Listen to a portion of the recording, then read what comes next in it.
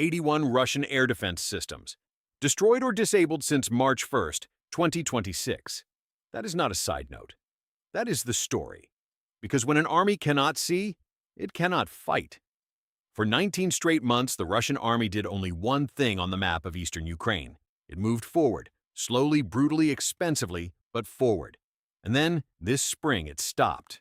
And then it began moving the other way. Not because it ran out of men, not because it ran out of shells. Because someone very deliberately reached up and put out its eyes. This is the story of how Ukraine blinded Russia and why the front is starting to come apart at the seams. To understand how strange this spring is, you have to remember how the last 2 years felt. For most of this war, the map of the East barely moved. It crawled. A field changed hands and cost 1,000 lives. A shattered town that no one outside Ukraine had ever heard of would be fought over for half a year. The front was less a line than a slow grinding machine, and the machine almost always turned one direction. Toward the west, toward Kyiv. Inch by inch, the red spread. Picture that machine. Russia fed it everything it had. It fed it conscripts and prisoners and contract soldiers by the hundreds of thousands. It fed it artillery shells by the millions fired until the barrels wore smooth. It fed it the cheapest, most ruthless arithmetic in modern war trade bodies for ground and never stopped trading. In 2024 alone, by the assessment of the Institute for the Study of War, Russia took something on the order of 1,600 square miles of Ukraine. And the price, by Ukraine's own count, was over 400,000 Russian soldiers killed or wounded in a single year, roughly 40 men for every square mile. The world looked at that and decided it was simply the cost of the inevitable. That word inevitable did a lot of quiet work. It let people in Western capitals talk about the war as a problem of time, not outcome. Russia is bigger, the thinking went. Russia is patient. Russia does not care how many of its own it loses. So the line would keep crawling west town by town, year by year, until something broke in Kyiv or someone signed something far away. The map seemed to agree. Every monthly summary, every colored chart told the same story with a different set of villages. Forward, always forward. And here is the thing about a story everyone believes. It stops being examined. Analysts measured the speed of the Russian advance the way you measure weather, not whether it would happen, only how fast. The interesting questions all lived inside the assumption. How many men this month? How many shells? How many miles? Nobody was seriously asking the only question that turned out to matter. What happens to that machine if it goes blind? Because the grinding machine had a secret, the same secret every modern army carries. It does not really run on men and shells. It runs on information, on knowing where the enemy is before the enemy knows where you are, on seeing the target, cueing the gun, watching the fall of shot, correcting firing again. Strip that away, and all the men and all the shells in the world become a mob with weapons pointed into fog. That is the hinge this entire story turns on. And in the spring of 2026, in a way almost no one outside a few war rooms saw coming, the fog rolled in. On the Russian side, start with the number that should have made headlines and mostly did not. According to the Institute for the Study of War, in April of 2026, Russian forces suffered a net loss of controlled territory in Ukraine. Stripping out a tactic we will come back to, ISW assessed the loss at around 116 square kilometers for the month. That sounds small. It is not. It was the first time Russia had gone backward across a full month since Ukraine's surprise incursion into the Kursk region in August of 2024. For a year and a half, the arrow had pointed one way. In April, it flipped. This was not a one-week wobble.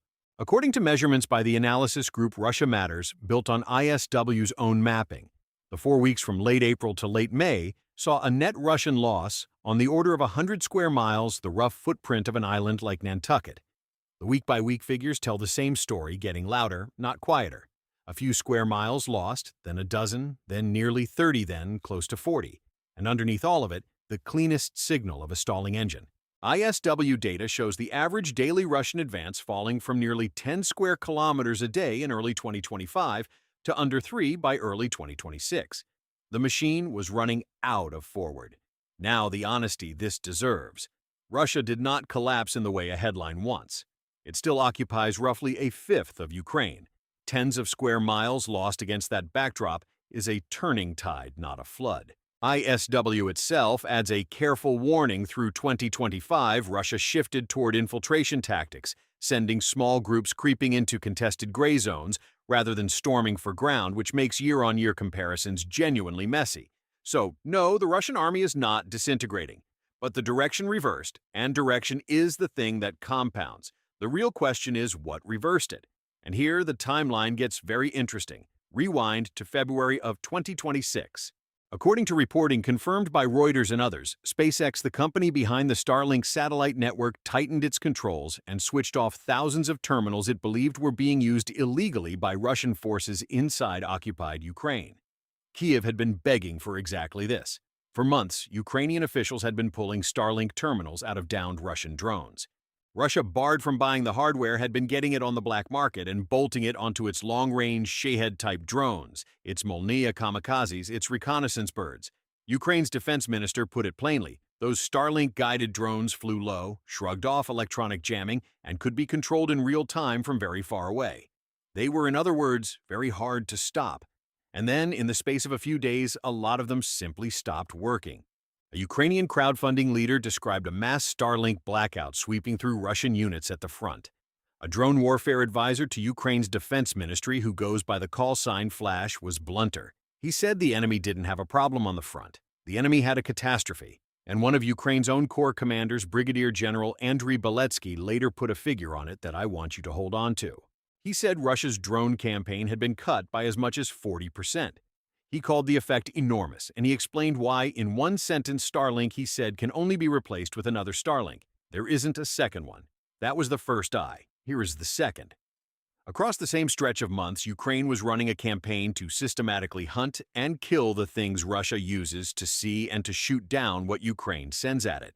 According to analysis by the Kyiv Independent Drawing on the monitoring group, Takhna Ukraine has been striking every layer of Russia's air defense architecture, and radars account for the single largest share of confirmed hits. According to Ukraine's general staff, more than 80 Russian air defense systems were confirmed neutralized in roughly the first 3 months of this campaign alone. That is the 81 you heard at the top. The independent tracker Oryx, which only counts what it can verify with imagery, logged a steady stream of destroyed surface-to-air systems and radar stations through the spring. The scale and the methodical pattern point one way. This was not luck. It was a plan to make Russia blind, executed one antenna at a time, and the campaign did not stay at the front. Watch the raw volume. According to figures compiled from Ukrainian and Russian sources, Ukraine launched on the order of 1,000 long-range drones at Russian targets back in August of 2024. By the summer of 2025, it was several thousand a month. By March of 2026, the figure had climbed toward 7,000 in a single month. Somewhere in there, a line was crossed that would have been unthinkable 2 years earlier.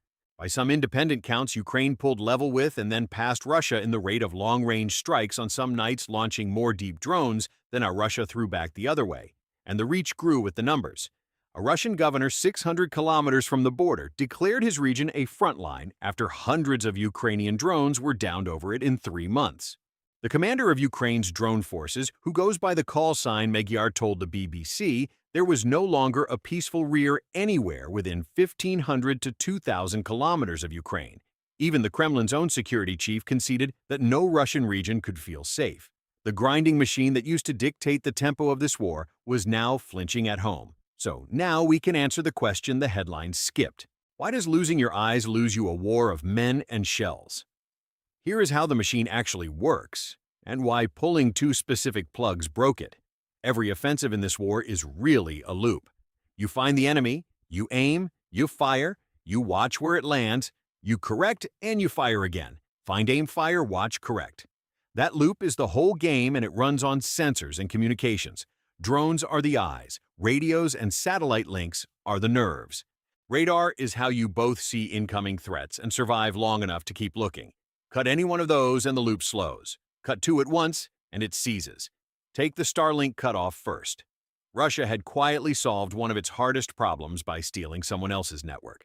A drone tied to Starlink could be flown far past the range of normal radio control, kept low, and steered in real time even while Ukrainian jammers screamed across every other frequency. That is an enormous tactical gift. It meant Russian operators could see deep, strike deep, and adjust on the fly. When SpaceX flipped that off, Russia didn't just lose some drones. It lost the long reach and the jam-proof steadiness of a whole slice of its reconnaissance and strike force in one stroke, 40% by that general's count, and there is no clean substitute. Russia can fall back on cellular modems and stolen SIM cards, and it does, but that is a patchier, more traceable, more easily strangled crutch. The premium tool is gone. Now stack the second plug on top. While Russian eyes in the sky were going dark, Russian eyes on the ground, the radars were being blown up on a schedule. This matters in two directions at once, and that is the part most coverage misses. A radar is not just a shield, it is also a sensor. Destroy enough of them, and you do two things to the enemy simultaneously. You blind his early warning so your own drones and missiles can fly deeper with less chance of being shot down, and you tear holes in the very network he uses to understand the airspace he is fighting in. Ukraine has been pulling threads out of that net faster than Russia can reweave it. According to Ukrainian accounts, in a single recent month, they took out nearly twice as many air defense and radar systems as they had the previous autumn. Here is the brutal economic logic underneath. A modern surface-to-air system, or a long-range radar, is expensive, slow to build and made in a factory that itself sits inside Russia within reach of Ukraine's growing fleet of deep-strike drones. A drone that kills it is cheap and made by the million. Ukraine's drone output is now measured in the millions of units a year, so every trade favors the attacker. Ukraine spends thousands of dollars to destroy something that costs tens of millions and takes months to replace. Do that often enough, and the defender cannot keep up. The reserves drain, the gaps stop closing, and once the gaps stop closing, they start spreading. That is the snowball. Each radar killed makes the next strike a little safer, which lets you kill the next radar, which makes the strike after that safer still. And there is a deeper layer to the economics, because the same blinding that opens the front also opens the road to Russia's wallet. With radar gaps spreading, Ukraine's long-range drones began reaching the things that actually pay for this war: oil refineries, export terminals.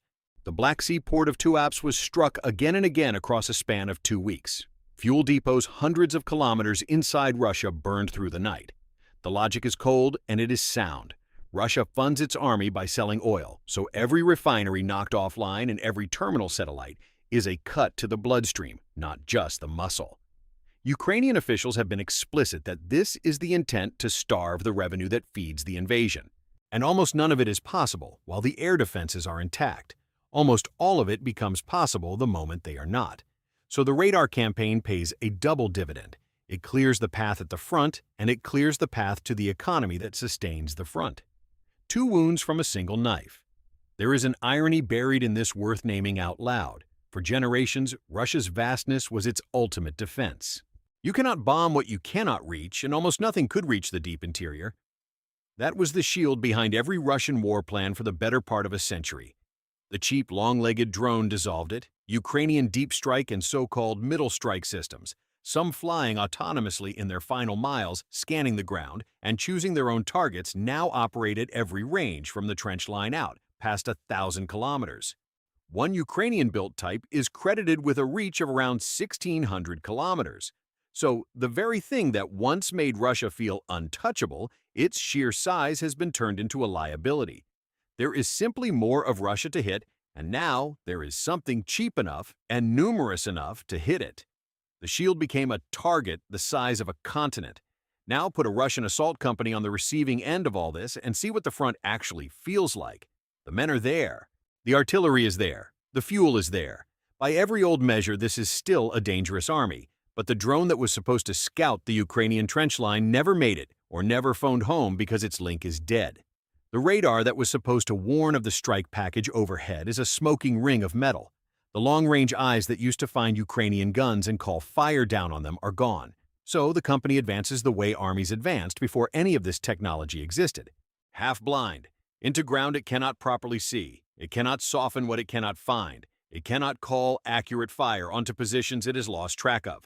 It walks forward on guesswork and hope, and on this front, guesswork gets companies killed. And Ukraine, whose own Starlink links were deliberately spared and re-registered onto a whitelist, can watch them come the whole way in and answer with drones that do not miss. Step back, and the picture resolves. This is not a story about Ukraine suddenly fielding more men because it did not. It is a story about the find, aim, fire, watch, correct loop working better on one side and worse on the other, week after week, until the math of the front quietly inverted. The Russian advance did not die in a single battle. It suffocated slowly as the oxygen of information was cut off. And the same campaign that blinded the front lets Ukraine reach the deep rear of the refineries and oil terminals and logistics hubs that fund and feed the war. Strike the economy and you weaken the machine's fuel. Strike the radars and you weaken its eyes. Strike the satellite links and you weaken its nerves. All three at once, and the most relentless army in Europe starts going backward without a single dramatic breakthrough to point to. That is the mechanism, not a battle, a blinding. So where does this go? Let me lay out the live possibilities. Honestly, then tell you where I am putting my weight and exactly what would prove me wrong. The first possibility is that Russia adapts and the window closes. Armies are not static. Russia can lean harder on cellular modems and stolen SIMs to claw back some of its lost drone reach. It can disperse and hide what radars it has, left build decoys, ramp up production, and accept that some systems will die so others survive. If it restores enough of its sensing faster than Ukraine can keep killing it, the loop heals and the front grinds west again. This is a real scenario, not a courtesy. Russia's size and its willingness to absorb pain have rescued it before. The second possibility is a long, ugly plateau. The blinding holds just enough to keep Russia from advancing, but not enough to let Ukraine push it back in any decisive way. The line stops moving in either direction, both sides bleed, and the war becomes a contest of which economy and which population cracks first. Frankly, much of the last 2 years has looked like exactly this, two exhausted giants leaning on each other, neither able to fall. Weigh those two scenarios honestly, and they turn on a single hinge. Can Ukraine keep destroying Russian sensors faster than Russia can rebuild them? Everything rides on that one race. If the production lines deep in the Russian interior, the same lines now sitting under Ukrainian drones, can outbuild the losses, then Russia heals its sight and the first scenario wins. If they cannot, the pressure compounds month over month until something gives. That is the variable to watch above all the others, because it sits upstream of the territory, upstream of the casualty, counts upstream of every dramatic headline. The shifting front line is only the symptom. The sensor race is the disease. But here is where the data is pointing, and where I will put my marker down. The evidence says the current edge is not random and not yet exhausted. The reversal began only after the two plugs were pulled, the timing lines up too cleanly to be coincidence, and the kill rate against Russian radars and air defense systems is for now accelerating rather than slowing. So, this is the call. If Ukraine can sustain something like the present tempo of destroying Russian radars and air defense systems for roughly another 6 weeks, the gaps in Russian coverage along the Eastern Front widen faster than Moscow can patch them, and a genuine buffer on the order of tens of kilometers begins to open in the direction Russia is now losing. Not because Ukraine masses a great offensive, because the blinded side simply cannot hold ground it can no longer see. And now the part most channels will never give you the exit condition. Here is what would tell you I am wrong. Watch the kill count. If the rate of confirmed Russian air defense and radar losses falls sharply, if it drops back toward where it sat last autumn, the blinding is being reversed and my prediction fails. Watch for a Starlink workaround that scales a cellular or alternative network that gives Russian drones back their long reach and volume. And watch the weekly territorial number itself. If those net losses shrink back toward zero and then turn positive again, the window has closed. I am betting on the mechanism, not on a date. If the eyes stay shut, the front keeps slipping. If Russia reopens them, everything I just said expires. So keep your own eyes on 3 small numbers in the weeks ahead.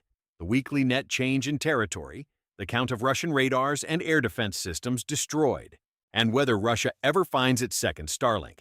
If the territory number stays negative and the kill count stays high, then what you watch today is not a blip. It is the moment a war stopped being decided by who had more men and started being decided by who could still see. If I am right, the signs will be there in the open data week after week. Watch for them. Share this with someone who still thinks this war is only about lines on a map, and subscribe so you never miss the next breakdown. Because the most important weapon on this front no longer explodes. It just lets you see in the dark. So here is the question worth sitting with. If the next great war is won by whoever can blind the other side first, What exactly is anyone's army worth the moment the lights go out?